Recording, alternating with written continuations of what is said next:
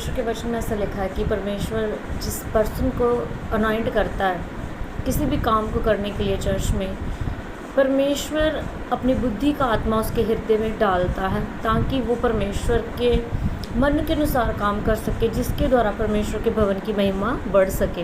Hallelujah.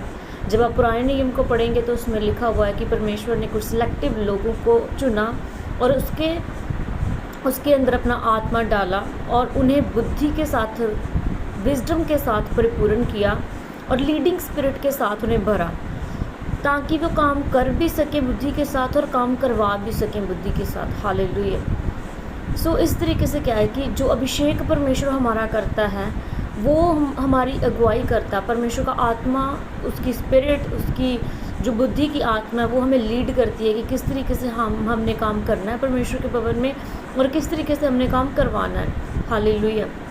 अगर हम परमेश्वर की आत्मा के द्वारा चलाए नहीं चलते तो आप जिस सेवा में खड़े किए जाते हैं, जिस प्लेस पर आप खड़े किए जाते हैं, वहाँ आप अपना बेस्ट रिप्रेजेंट नहीं कर सकोगे।